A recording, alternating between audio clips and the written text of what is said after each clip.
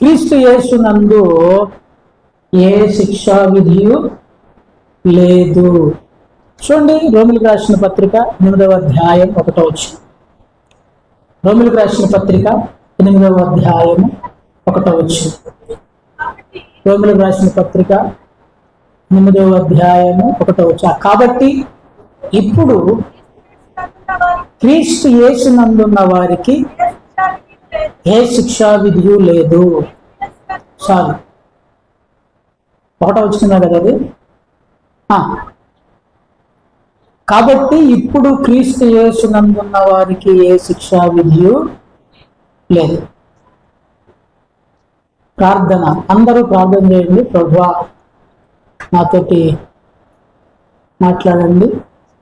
పరిశుద్ధాత్మ దేవుడు మనకి వాక్యంలో నడిపించేటువంటి వాడు కనుక పరిశుద్ధాత్మ దేవుడిని అడగండి. నా తెలివి నా జ్ఞానం వ్యర్థం కనుక దేవుడే మనతో మాట్లాడినట్లుగా దేవుని యొక్క సన్నిధిని ప్రార్థన చేద్దాం. మహోన్నతుడు అయిన దేవా, విషయం కలిగిన మా ప్రభా, సర్వాధికారికి స్తోత్రాలు. నిలబడిన వచ్చేవాడు, నా మాటలు నా జ్ఞానం నా తెలివి సమస్తం వ్యర్థం. మీరు మాట్లాడితే నేను జీవిస్తాను కనుక ప్రభువా, నాతోటి అందరితోటి మీరు మాట్లాడండి. మమ్మల్ని బలపరుచండి, మాకు సహాయం చేయమని యేసునామం నడుచుకున్నాము తండ్రి, ఆమేన్. దేవుని స్తోత్రం చెప్పండి. హల్లెలూయా. చేతులపైకి చెప్పండి. హల్లెలూయా. చూడండి, దీనికి లేఖనం తెలియజేస్తున్నది, ఇప్పుడు క్రీస్తు యేసునందు ఉన్న వారికి ఏ శిక్షా విధి లేదు. జాగ్రత్తగా వినాలి. శిక్షా విధి,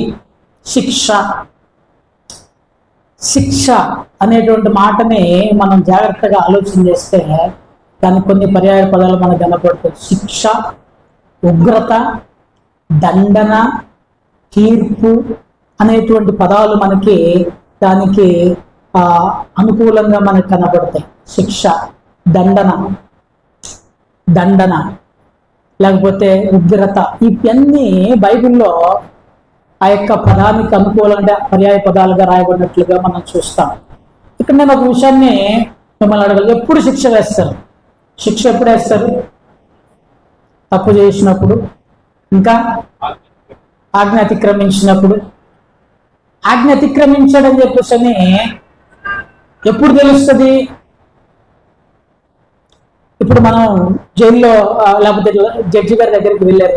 జడ్జి గారు తప్పు చేసి కేసు పెట్టగానే వెంటనే శిక్ష చేస్తాడా? తీర్పు జరుగుతుంది.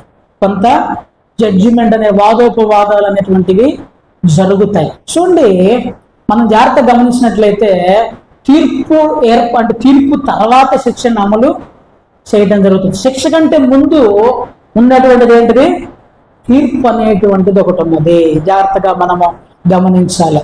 చూడండి, బైబిల్ చెప్తుంది, రోమిలకు రాసిన పత్రిక 2వ అధ్యాయం 5వ వచనంలో ఈ తీర్పు అనేటువంటిది దేనిని బట్టి జరుగుతుందో బైబిల్ స్పష్టంగా తెలియజేస్తున్నది. రోమిలకు రాసిన పత్రిక, నీ కాఠిన్యమును అనుసరించి ఉగ్రత దినమందు అనగా దేవుని న్యాయమైన తీర్పు బయలుపరచబడు దినమందు నీ ఉగ్రతను సమకూర్చుకొనుచున్నావు. జాగ్రత్తగా ఆలోచించేయండి.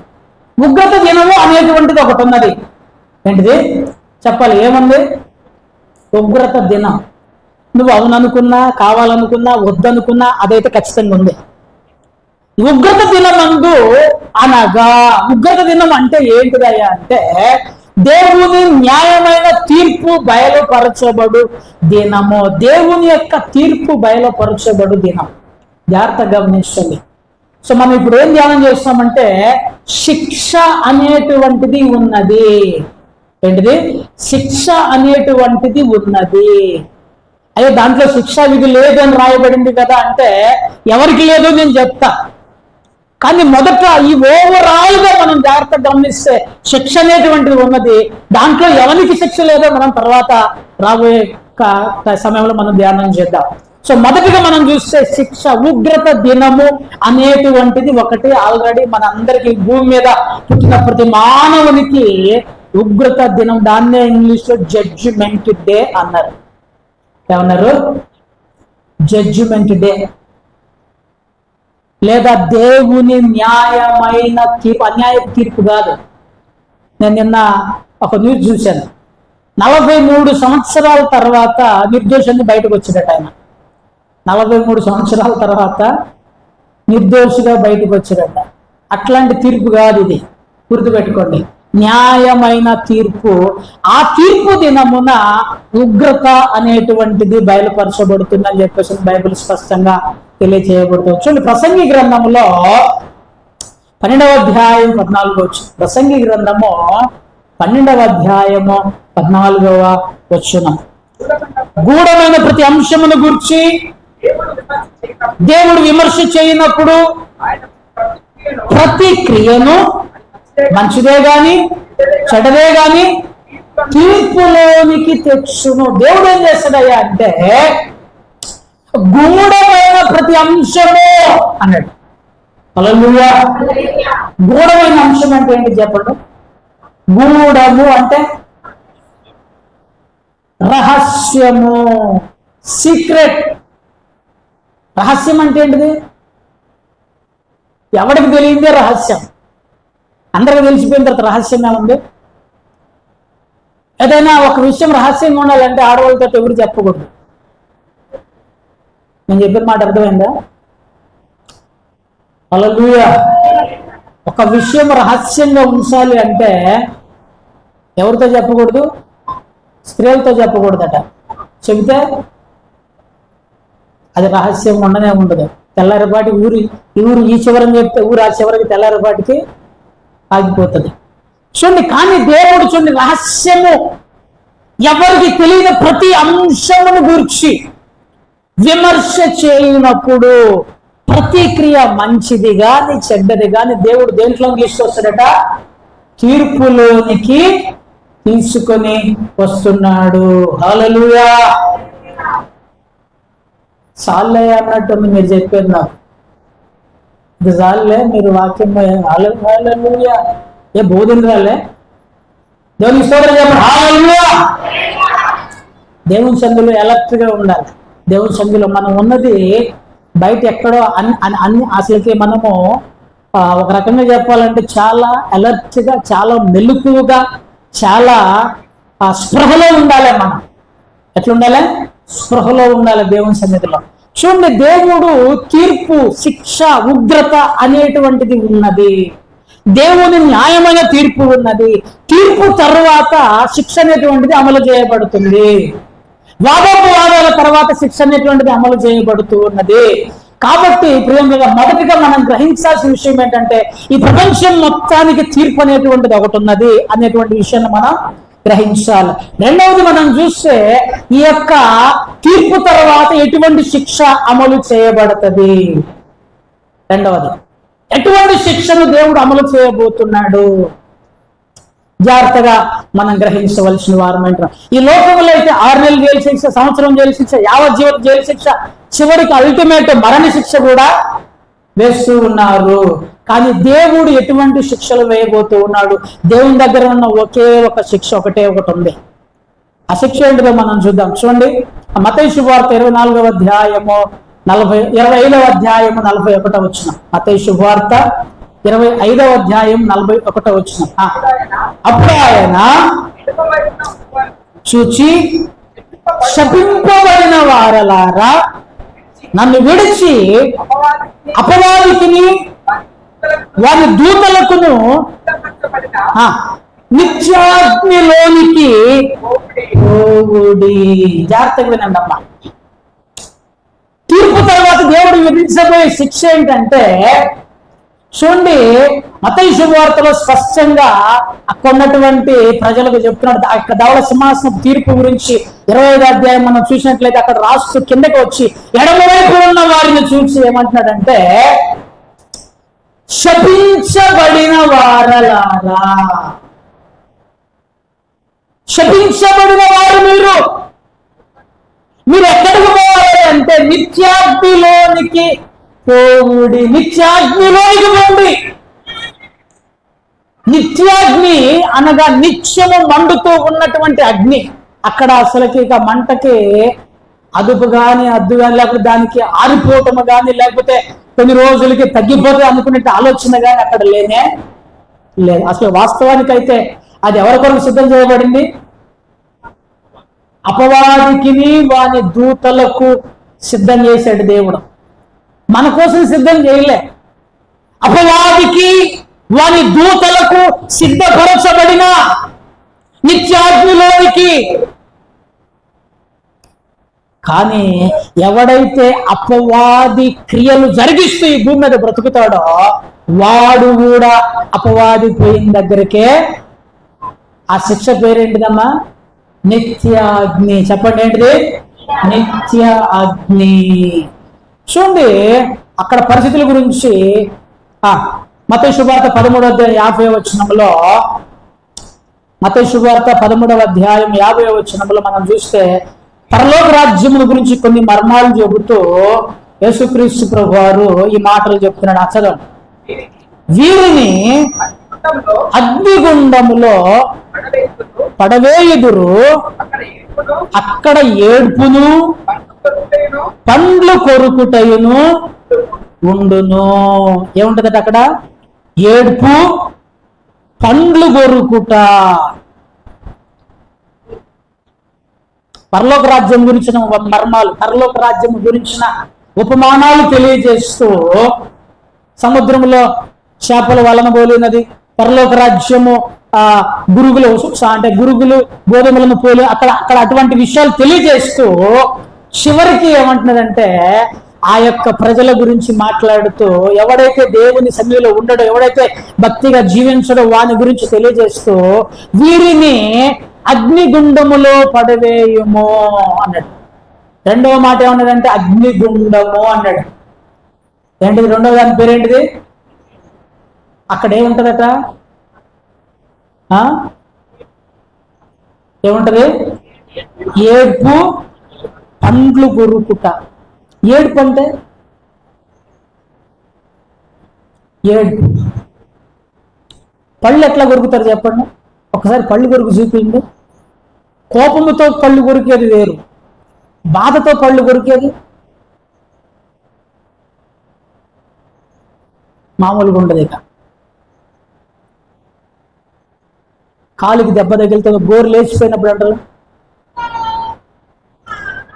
ఇక్కడ జాగ్రత్తగా మనం గమనించాల్సిన విషయం ఏంటంటే ఈ అగ్నిగుండములో ఏడ్పు, పండ్లు కొరుకుట.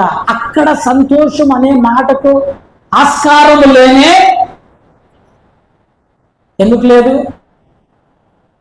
దాని పరిస్థితి, దాని జీవితము, దాని యొక్క సృష్టి శిక్ష అనుభవించేటువంటి పరిస్థితి. చాలా సార్లు ఈ భూమి మీద ఇష్టం వచ్చినట్టు సుఖం అనుభవిస్తూ ఉన్నాం. ఎలా బ్రతుకుతున్నాం?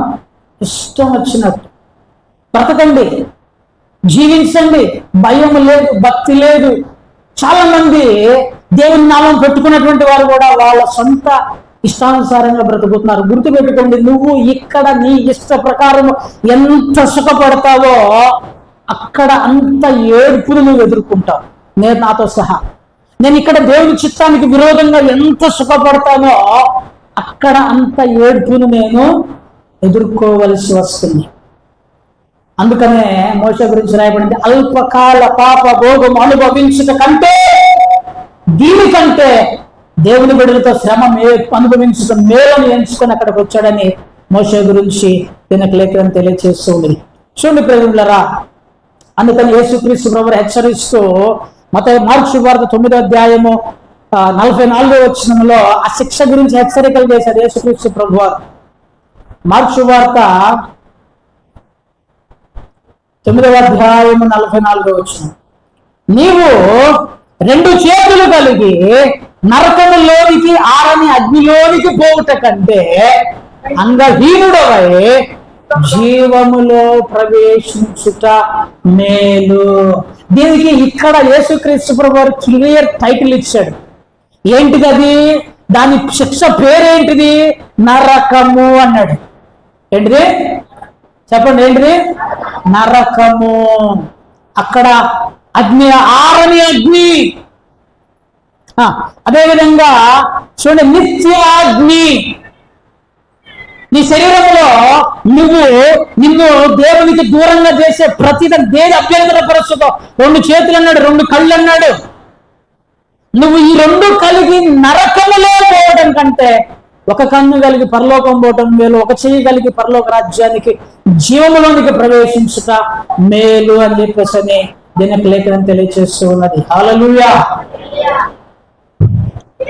ఆ శిక్షకు దేవుడు పెట్టిన పేరు ఏంటిదయ్యా అంటే నరకము. చెప్పండి ఏంటిది? నరకము. చూడండి, ప్రకటన గ్రంథంలో ఇదే విషయాన్ని ఎత్తి యోహాను భక్తుడు తిరిగి రాస్తూ ఉన్నాడు. ప్రకటన గ్రంథం 20వ అధ్యాయం 10వ వచనం.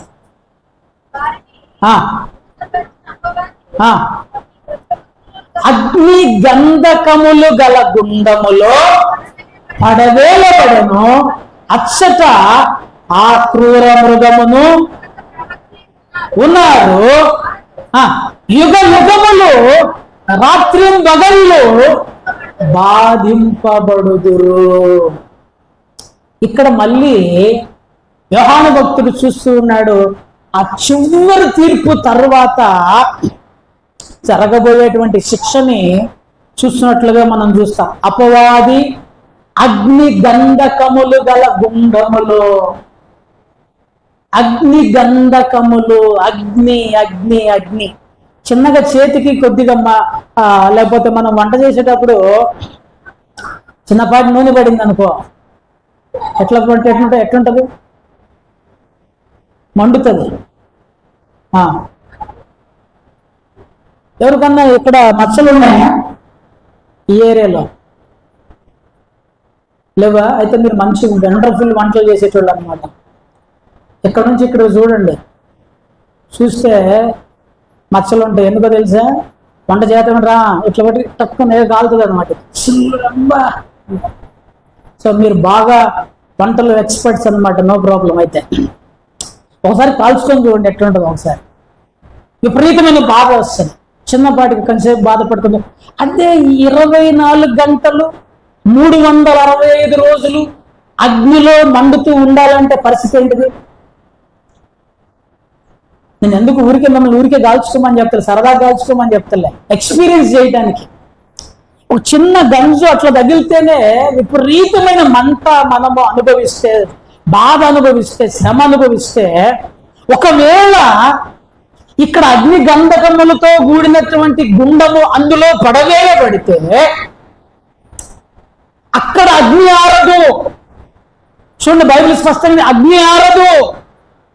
అక్కడ ఏడుపు, పండ్లు కొరుకుతూ ఉంటుంది. ఆ మంట ఎంత విపరీతంగా ఉంటది, ఆ బాధ ఎంత విపరీతంగా ఉంటుందో మనం ఆలోచన చేయవలసిన వారమై ఉంటున్నాం.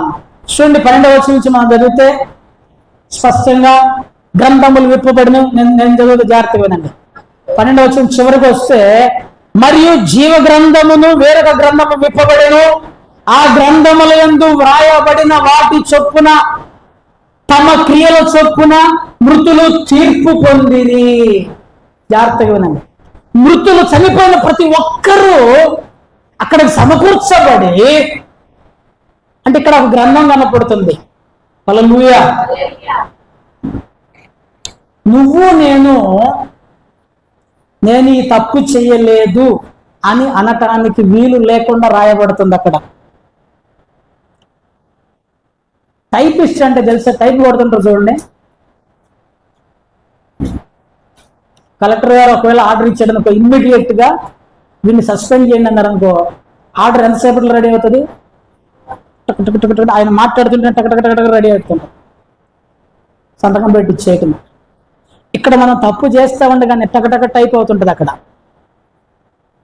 మొత్తం సెన్సార్ టెక్నాలజీ, ఏఐ టెక్నాలజీ, ఏఐకి తాత టెక్నాలజీ ఇది. ఇప్పుడు ఏఐ అంటే మనం ఏదన్నా కమాండ్ ఇస్తే అది ఆ కమాండ్ని పట్టుకొని మనకు ఆన్సర్ చెప్తుంది.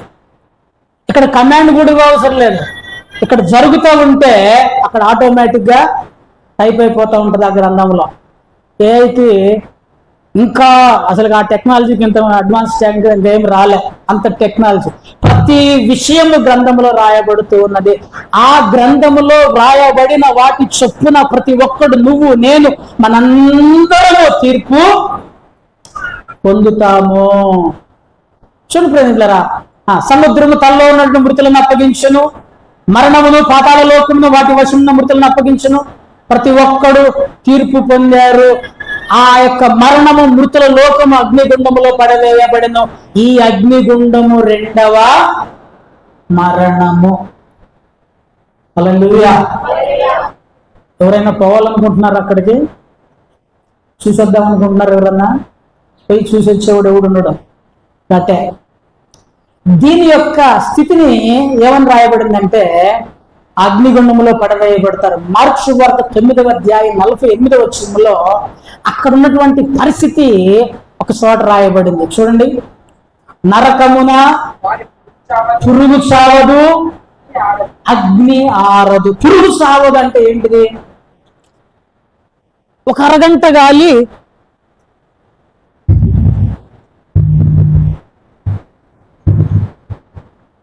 హల్లెలూయా,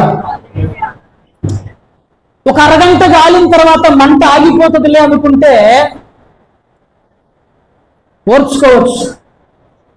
ఒక గంట 2 గంటలు ఏదో తిప్పలు ఓర్చుకుందాం, బ్యాటరీ లేదు, ఏదో తిప్పలు పడి ఓర్చుకుందాం అనుకోవచ్చు. కానీ ఇక్కడ గంట కాదు, అరగంట కాదు, యుగములు అగ్ని ఆరదిక. అగ్ని ఆరే పరిస్థితి లేనే లేదు. పురుగు సావదు. అయ్యో నేను చచ్చిపోయి మా పాతి పెట్టబడ్డాను కదా, శరీరం మృతి చెందబడుతుంది. ఇక్కడ 2 రకాల మరణాలు మనం చూస్తూ ఉన్నాం. హల్లెలూయా. ఎటువంటి మరణాలు? 2 రకాల మరణాలు. ఇక్కడ రెండవ మరణము అని రాయబడింది.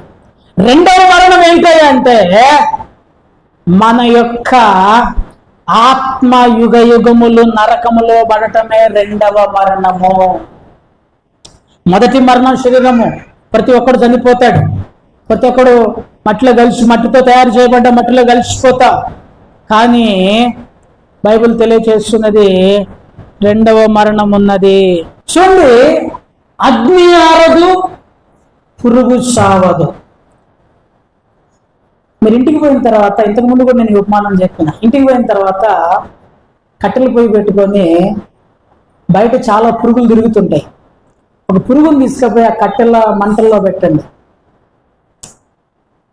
అది ఎంత కాలిపోయేటప్పుడు దాని ఒళ్ళు ఎట్లా తిరుగుతుంటుందో ట్రై చేయండి, చూడండి, ఎక్స్పీరియన్స్ కళ్ళతో చూడండి. అది ఒక 10 నిమిషాలకి మసి అయిపోతుంది. ఏమైపోతుంది? మసి అయిపోతుంది. మసి అవ్వకుండా మీరు ఎంతసేపు పెడితే అంతసేపు బతికే ఉంటుంది అనుక. అది దాని పరిస్థితి ఏంటిది? మసి అయిపోయిన తర్వాత దానికి బాధ తెలియదు. మసి కాకుండా, చనిపోకుండా అది అలాగే బతుకుతూ యుగాలు బ్రతుకుతూ ఉందనుకో ఆ మంటల్లోనే. దాని బాధ ఎట్లుంటది? వర్ణించలేడెవడు. మనము కూడా దేవునికి విరోధముగా ఎవడైతే ఉంటాడో, ఎవని పేరైతే జీవ గ్రంథంలో లిఖించబడదో, ఎవని పేరైతే జీవ గ్రంథంలో రాయబడదో, ఎవడైతే దేవునికి ఇష్టడిగా బ్రతకడో, వాడు కూడా ఆరని అగ్నిలోనికి, వాని ఆత్మకు చావు లేదు, అలాగని అగ్ని ఆరదు.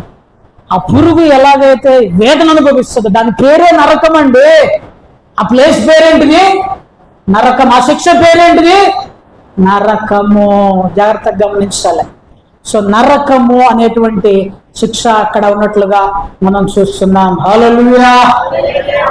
2 విషయాలు మనం ఇప్పుడు నేర్చుకున్నాం. మొదటిది, తీర్పు ఉన్నది. చెప్పాలి, ఏముంది? తీర్పు ఉన్నది, ఉగ్రత ఉన్నది, శిక్ష ఉన్నది. ఎటువంటి శిక్ష వస్తుంది అంటే ఒకటే ఒక శిక్ష ఉన్నది. ఆ శిక్ష పేరు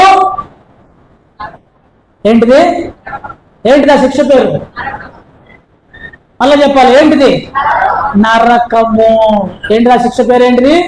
నరకము. మూడవది, ఎవరు ఈ శిక్షను తప్పించుకోగలుగుతారు? ఎవరు తప్పించుకుంటారు? ఈ శిక్షను తప్పించుకోగలిగిన వాడెవడు? ఆ భయంకరమైన నరశిక్షలోనికి పోకుండా ఎవడు విడిపించగలుగుతాడు అనంటే, మీకు ఒక ఆశీర్వాదం గురించి నేను చెప్పాలని ఆశపడుతున్నా.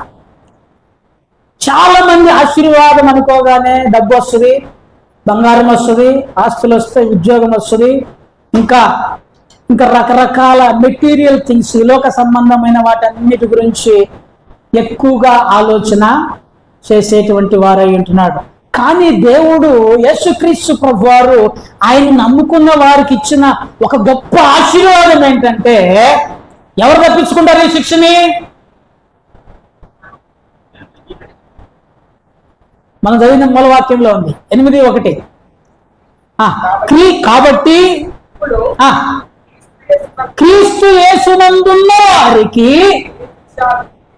ఏ శిక్షా విధియు లేదు. ఎవడైతే యేసు క్రీస్తులో ఉంటాడో, ఎవడైతే యేసు క్రీస్తుని అంగీకరిస్తాడో, ఎవడైతే యేసు క్రీస్తుని నమ్ముకుంటాడో, స్పష్టంగా మరలా చెప్తున్నా, జాగ్రత్త గమనించండి, ఏ శిక్షా విధియు లేదు. అంటే నీకు జ్వరం రాదు, నీకు తలనొప్పి రాదు, నీకు కాళ్ళ నొప్పులు రావు, నీకు లేకపోతే ఇంకొక బలహీనత రాదు అనేటువంటిది కాదు ఇక్కడ అర్థం. ఇందాక చెప్పుకున్నాం చూడండి, యుగ యుగములు కాలేటువంటి శిక్ష, నరకపు శిక్ష, ఆ శిక్ష నుంచి యేసుక్రీస్తు ప్రభువారు తప్పిస్తున్నాడు. ఇప్పుడు నేను ఒక చిన్న ప్రశ్న అడుగుతున్నా, దేవుడు నీకు ఈ లోక సంబంధమైన బంగారం ఇవ్వటం గొప్ప, నరకం నుంచి తప్పించడం గొప్ప?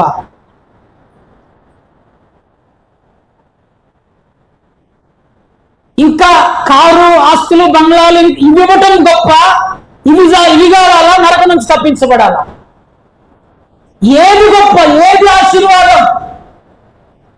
నరకము అది ఎవరు తప్పించలేరు. చూడండి జాగ్రత్తగా, క్రీస్తు యేసు నందు ఉన్న వారికి అని రాయబడింది. క్రీస్తు యేసు నందు ఉండటం అంటే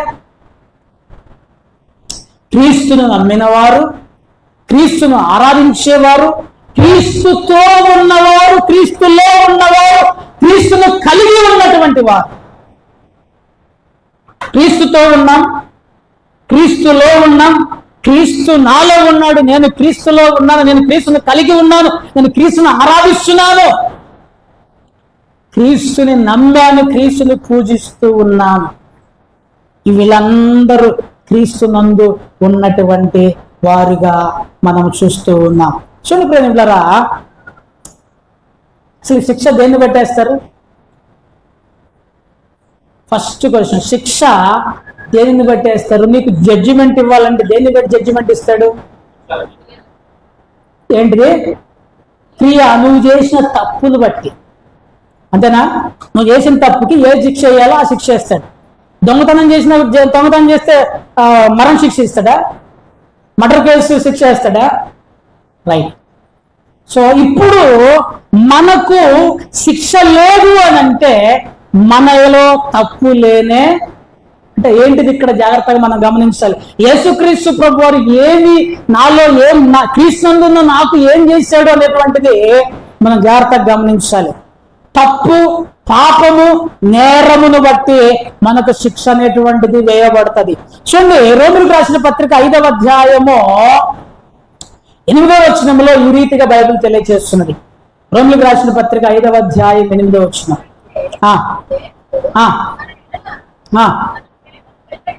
పరచుచున్నాడు, మనము ఇంకను పాపులమై ఉండగానే, కంటిన్యూస్ చదవమ్మా. ఆయన రక్తము వలన నీతిమంతులముగా తీర్చబడి ఆయన ద్వారా రక్షింపబడుదుము. జాగ్రత్తగా నన్ను ప్రేమించలేదా? యేసుక్రీస్తు నందున్న వారికి ఏ శిక్షా విధి లేదు అంటే యేసుక్రీస్తు ప్రభువారు శిక్షకు మూలమైన పాపాన్ని తొలగించి వేశాడు. నా శిక్షకు మూలము, నా శిక్షకు ఆధారము నేను చేసిన పాపము. నా పాపము నాకు శిక్షకు కారణమవుతూ ఉన్నది. యేసుక్రీస్తు ప్రభువారు ఏం చేసిందంటే ఆయన రక్తం రక్తము వలన ఇప్పుడు నీతిమంతులముగా తీర్చబడి, ఆ పాపమునకు శిక్షను ఆయన చెల్లించి ఇప్పుడు నీతిమంతులముగా తీర్చబడి మరింత నిశ్చయముగా ఉగ్రత నుండి, అనగా ఇందాకలా చెప్పబడినటువంటి ఆ నరక శిక్ష నుండి మనము రక్షించబడుదుము. హల్లెలూయా. యేసుక్రీస్తు ప్రభువు ఏం చేశాడు? ఆయనలో ఉన్న వారి ప్రతి ఒక్కని పాపములను క్షమించి ఆ నరక శిక్ష నుంచి వారిని దేవుడు తప్పించినట్లుగా మనం చూస్తూ ఉన్నాం. చూడండి, యోహాను రాసిన మొదటి పత్రిక 1వ అధ్యాయం 7వ వచనం చివరిలో ఒక మాట ఉంటది.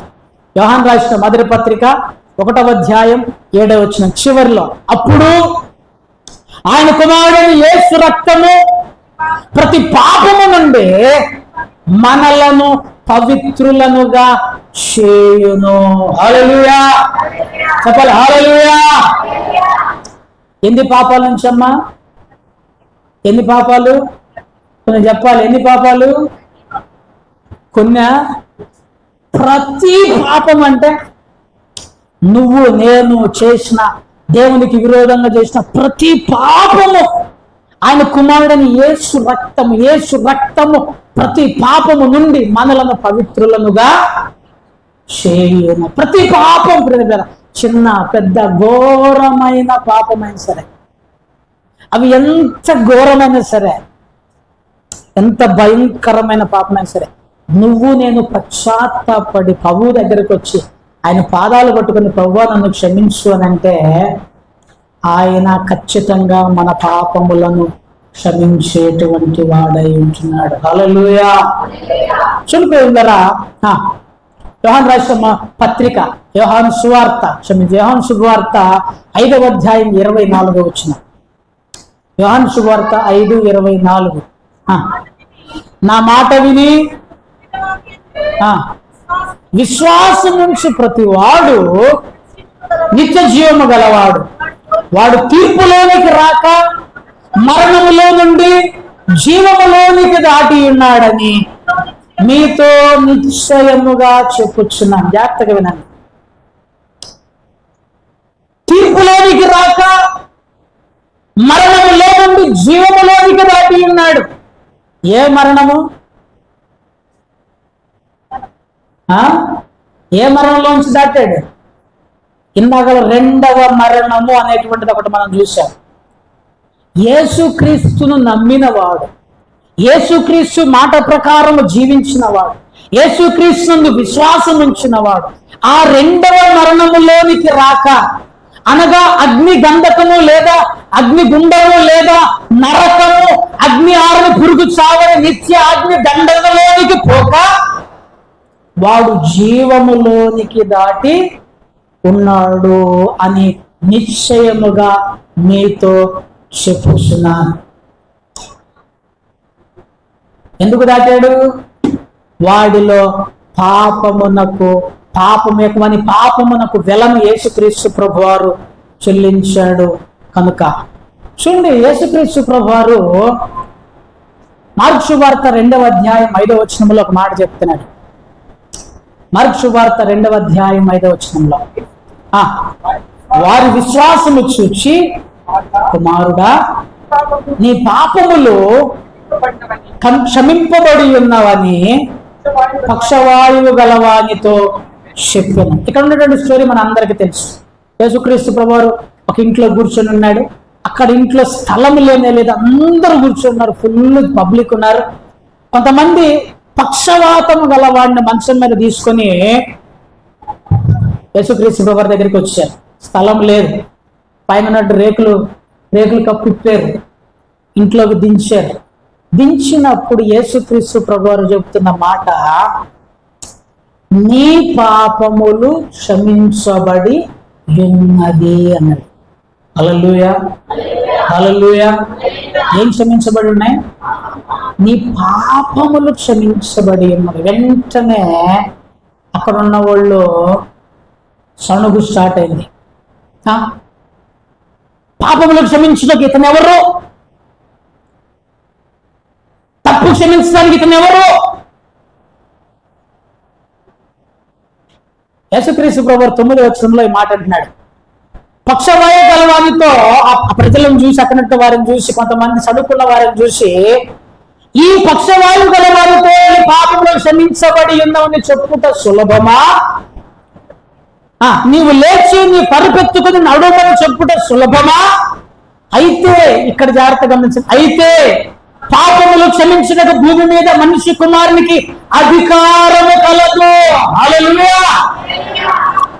ఆఫ్టర్ ఆల్ ఒక ప్రెసిడెంట్కే ఒక మరణ శిక్షను రద్దు చేసే అధికారం ఉన్నప్పుడు, ఈ యొక్క విశ్వాన్ని సృష్టించిన వాడు, ఈ సమస్త భూగోళములు, సమస్త ప్రపంచము, సమస్త మానవాళికి సృష్టికర్త అయినటువంటి వాడు, ఆయనకు అధికారం ఉంది. పాపములను క్షమించగలిగిన అధికారము మనుష్య కుమారునికి ఈ భూమి మీద ఉన్నది.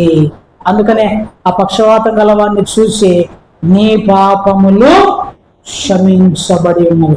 సో అదే అధికారముతోటి యేసుక్రీస్తు ప్రభువారు మనందరి పాపములను తొలగించి వేసి, తన రక్తము అనేటువంటి వెల చెల్లించి మన పాపములను తుడిచివేశాడు. హల్లెలూయా. నేను చెప్పింది ఇప్పటి వరకు అర్థమైందా? 3 విషయాలు చెప్పాను. నెంబర్ 1, శిక్ష అనేటువంటిది ఉన్నది.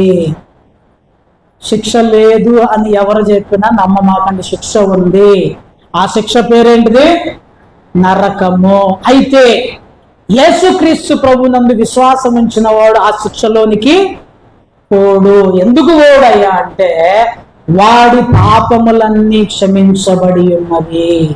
యేసుక్రీస్తు ప్రభువారు తన రక్తము ద్వారా మన పాపములను క్షమించటం వలన, మన మీద ఉన్న తప్పులన్నీ కొట్టివేయడం వలన ఆయన మనల్ని నీతిమంతులుగా చేశాడు. ఆ చేయడాన్ని బట్టి మనం ఆ నరక శిక్షను తప్పించుకొని జీవములోనికి మనము ప్రవేశించాము. హల్లెలూయా.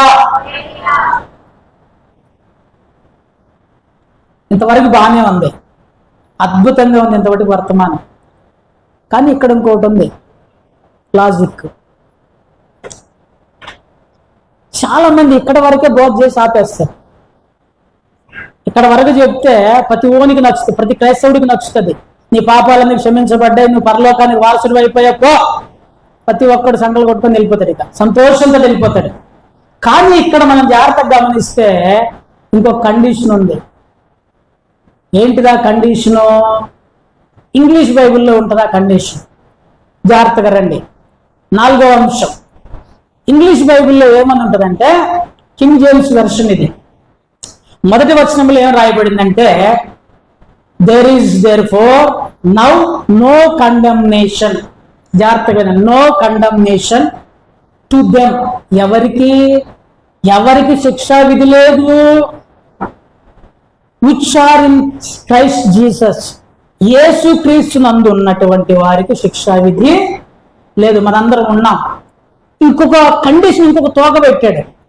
Who walk not after the flesh but after the spirit. శరీరానుసారముగా నడువక ఆత్మానుసారముగా నడిచేటువంటి వాడికి శిక్షా విధి లేదు. క్రీస్తు నమ్మిన ప్రతి ఒక్కరికి శిక్షా విధి లేదు అని చెప్తలేదు అక్కడ. అర్థమవుతుందా నేను చెప్పే మాట? క్రీస్తు నమ్మావు, నీకు శిక్షలన్నీ పోయినాయి.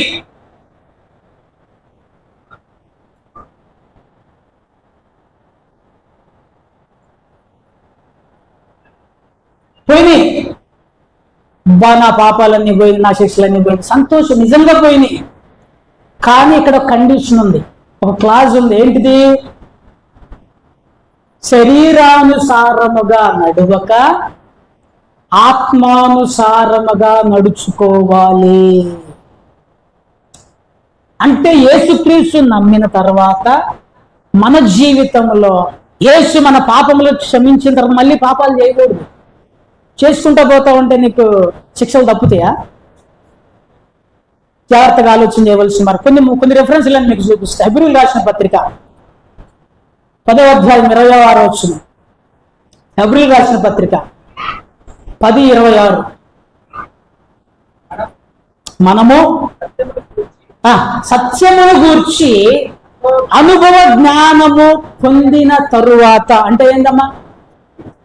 తరువాత అంటే సత్యం అంటే ఎవరు? సత్యం అంటే ఎవరు?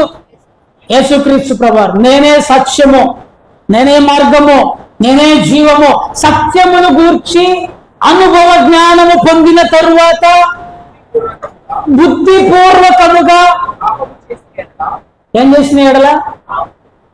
ఎట్లా చేశాడు పాపం? బుద్ధిపూర్వకంగా అంటే తెలిసి తెలిసి ఇష్టపూర్వకముగా. నిజంగా యేసుక్రీస్తు ప్రభువారు మనందరి పాపములను క్షమించాడు, మనల్ని నిత్య జీవానికి వారసులను చేశాడు.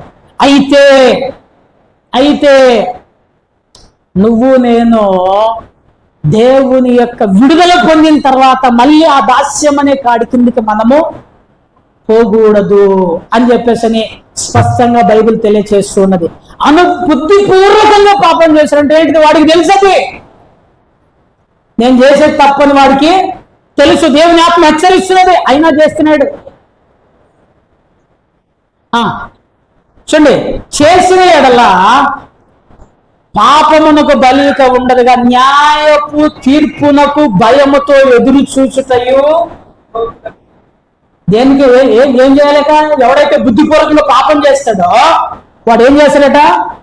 న్యాయపు తీర్పునకు భయముతో ఎదురు చూచుట, విరోధులను దహింపబోవు తీక్షణమైన అగ్ని ఇంకా ఉండును. ఇందాక అగ్నిలోంచి తప్పించబడ్డాం కదా, ఇప్పుడు బుద్ధిపూర్వకంగా పాపము చేస్తే ఆ తీర్పు, ఆ శిక్ష ఏదైతే తొలగించబడిందో దాని కొరకు నువ్వు నేను ఎదురు చూడవలసినటువంటి పరిస్థితి ఎదురవుతుంది. ప్రియమిత్రులారా, జాగ్రత్తగా ఆలోచన చేయవలసిన వారం అంటున్నాం. భయం కలిగి ఉండాలి మనం.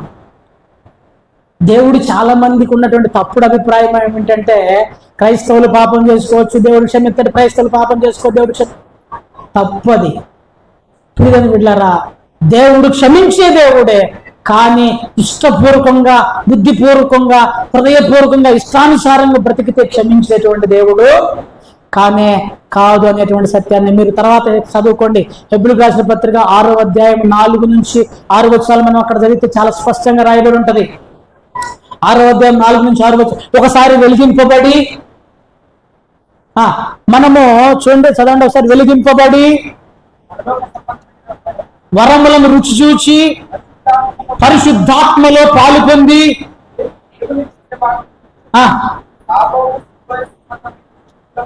ప్రభావమును అనుభవించిన తరువాత తప్పిపోయిన వారు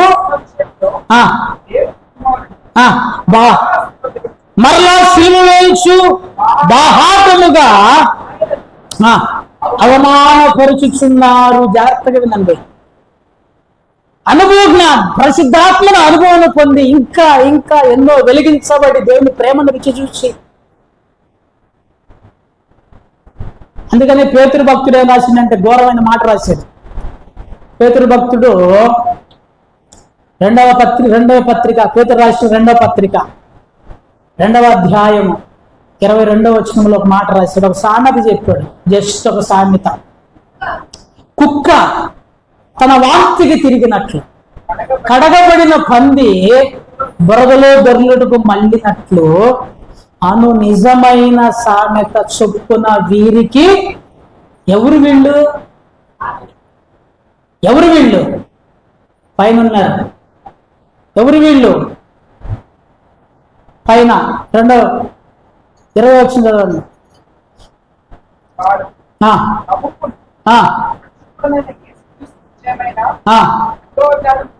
అనుభవ జ్ఞానము చేత తప్పించుకొనిన తరువాత మరలా వాటిలో చిక్కుబడి, ఈ లోక మాలిన్యమును తప్పించుకొనిన తరువాత. హలో, ఈ లోక మాలిన్యం అంటే, ఈ లోక మాలిన్యం అంటే ఏంటి? మాలిన్యము, పాపము, మలినము. ఈ లోకానుసారంగా మనకు వచ్చినటువంటి ప్రతి పాపము కడిగి వేసిన తరువాత, శుద్ధి చేసిన తరువాత, తన రక్తంలో పరిశుద్ధపరిచిన తరువాత మరలా దానిలో చిక్కుబడిన ఎడల అన్నాడు. చిక్కుబడితే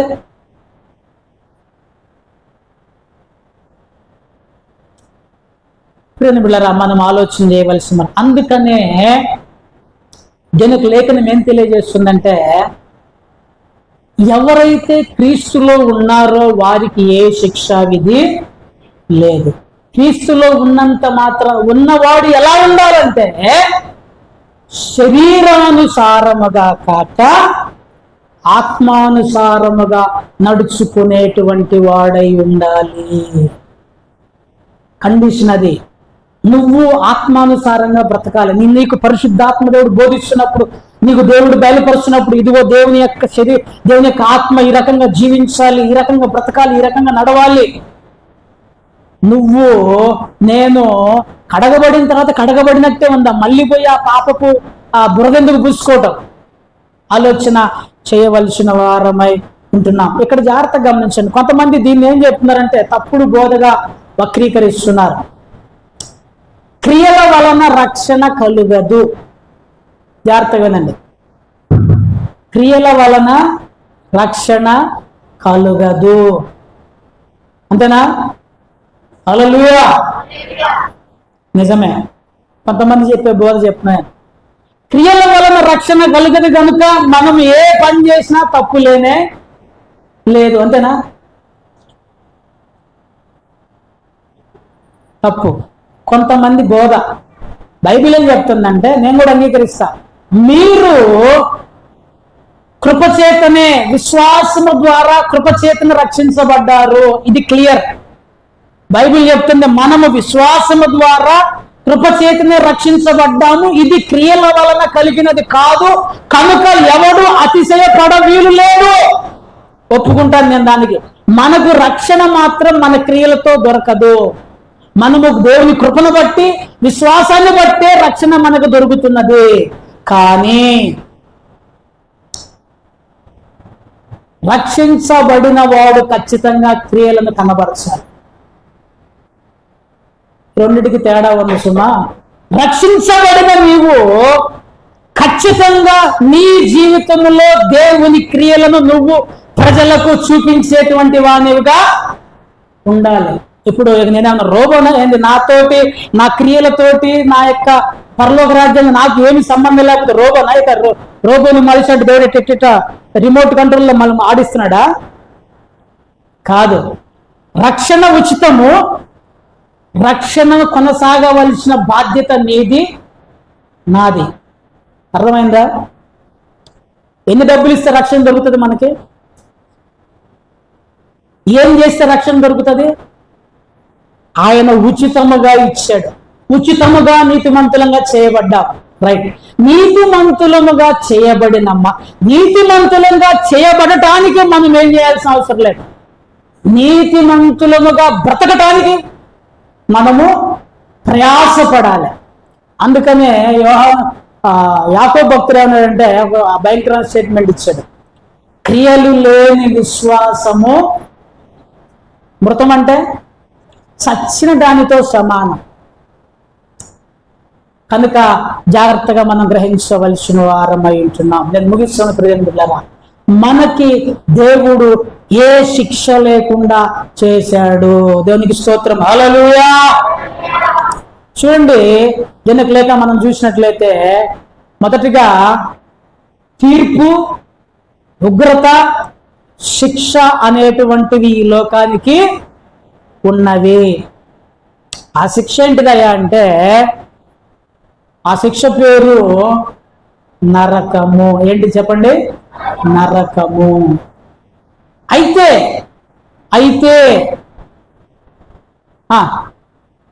ఎవరైతే యేసుక్రీస్తునందు విశ్వాసం ఉంచి ఉన్నారో, యేసుక్రీస్తునందు ఉన్న వారికి ఈ నరక శిక్ష నుంచి విడుదల ఉన్నది. హల్లెలూయా. అంతేనా? ఇంకేమన్నా ఉందా? ఏం లేదా? ఎక్కడే ఉంది ఇంకోటి. యేసుక్రీస్తునందు ఉన్నవాడు శరీరానుసారముగా కాక ఆత్మానుసారముగా నడుచుకోవాలి. ఇక్కడ జాగ్రత్తగా గమనించండి.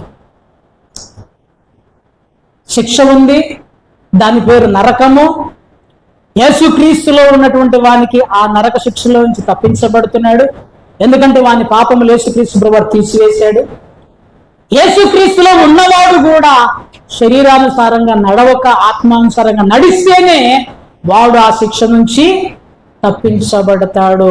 ఒకవేళ వాడు ఆత్మానుసారంగా నడుచుకోక వెనుదిరిగి మొదటి మూల పాఠములలో చిక్కబడి బుద్ధిపూర్వకంగా పాపం చేస్తే వాడికి కూడా తీర్పు అనేటువంటిది ఎదురు చూస్తూ ఉన్నది. సో ఇప్పుడు మనం ఏం చేయాలి?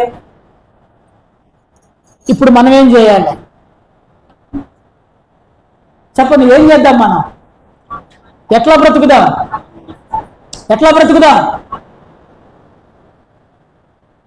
నువ్వు 100 చెప్పుకన్నా మేము బతుకుతామంటారా? నువ్వేమన్నా చెప్పుకో, మేము మా బతుకు మేము బ్రతుకుతామంటారా? సో ఎలా బ్రతకాలి చెప్పండి ఫైనల్గా మనం? ఎట్లా? స్ట్రాంగ్గా చెప్పండి. నేను ఆత్మానుసారంగా బ్రతుకుతాను. ఆత్మానుసారం పక్కనోనికి వినపడతలే, లేకుంటే పక్కన వాళ్ళకి తట్టి ఆత్మానుసారంగా బ్రతుకుదామని చెప్పండి. ఆత్మానుసారంగా బ్రతుకుదాం.